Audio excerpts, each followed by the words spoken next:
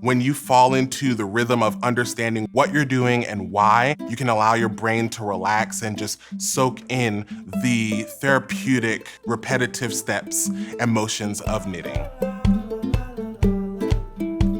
When you approach yarn and the fiber world in general, there's a ton of different ways that yarn can be made, a ton of different colors that it can come in, a ton of different sizes. So to be able to cohesively speak to each other about yarn, there are a couple of different systems that we use to understand what you're saying and what you're looking for. When we talk about yarn, primarily you'll think about one, what fiber you want to use, whether that's a plant, animal, or synthetic fiber. Those are the three main categories of yarn. They have each different characteristics and what they're good for. When you want a little bit of breathability, you can have structure with plant fibers, but you can also have a lot of drape. So when I say drape, think my sweater is really flowy and I want it to be able to hang nicely and not feel like I'm wearing a cardboard suit. Then we move over to animal fibers, and those are really warm. They have a lot of elasticity, and something you'll hear that I refer to with animal fibers is memory. So if your item stretches, you can have the ability for it to snap back into its original shape. The last category is called synthetics, and those are man-made fibers. The most popular tends to be acrylic. You have other things like polyester. And those items are great for when you want something to launder in both the washing machine and the dryer. So those have easy care. Moving on to our weights of yarn. When we talk about weights, I'm not talking about how heavy your yarn feels, but the thinness or thickness of your strand of yarn. You have your number one, fingering weight yarn. You'll hear this sometimes be referred to as sock weight yarn. That means that this would be a nice weight of yarn for socks to be made in, and this will be a really warm sock even though the yarn is very slim. Moving up, we have sport weight yarn. That is referred to as your number two weight yarns. These are great for baby items like sweaters and blankets. Next up, we have our DK weight yarns. So it's not so thick that it's super warm, but it's not so slim that it takes forever to make. So this is your DK weight yarn. That's a number three. From here, we have worsted weight yarn. Worsted weight, your number four medium weight yarn. Moving on up, we have our bulky number five. So these are a little bit bigger than your worsted weights, and these, after working with a worsted weight, you'll feel like you're flying.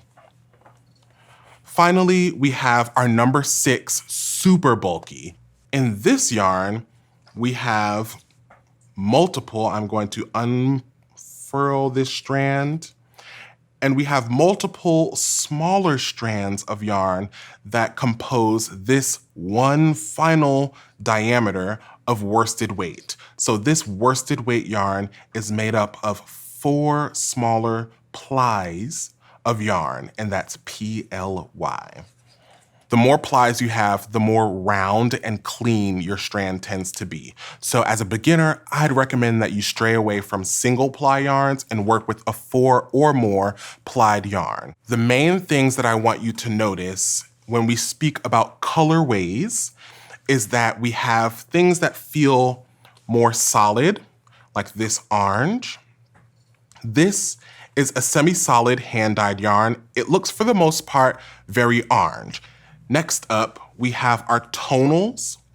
Here, these look pretty similar to our semi-solid colorways, but you'll note that we have very, very intentional differences in our purples. So we have a super deep purple and a super light area of purple. And so this tonal yarn will produce some really nice depth in your fabric, similar to my sweater, as how you can see like there's a little bit of a deeper golden yellow in some places and a brighter golden yellow. So same with this green, you'll have areas of very, very light or muted green, and then you'll have more rich, deep green. And these are your tonal colorways.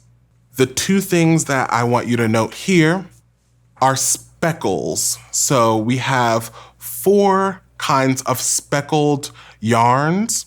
This super bulky yarn feels much more heavily speckled. So the speckles are spreading a little bit and they're really, really big, covering the yarn. On our creamy yarn, you can notice that we have a more minimal speckle where the blues and the reds are really crisp and they're very small and they'll produce a really fun texture to your fabric.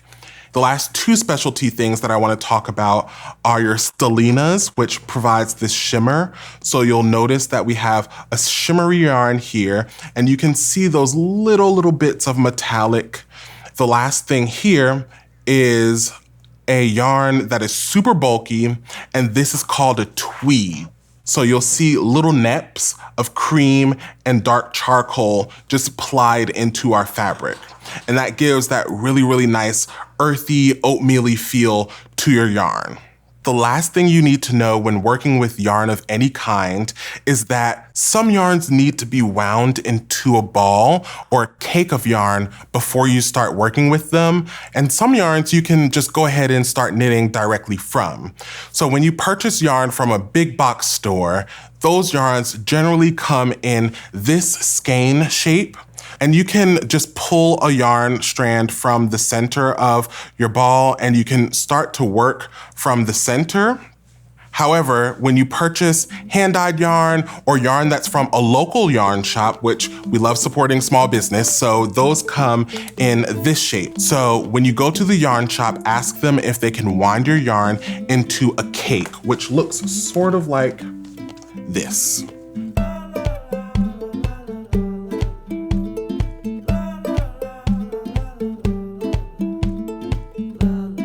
Thanks for watching. If you enjoyed this video, feel free to like and subscribe to stay up to date on all of our latest videos.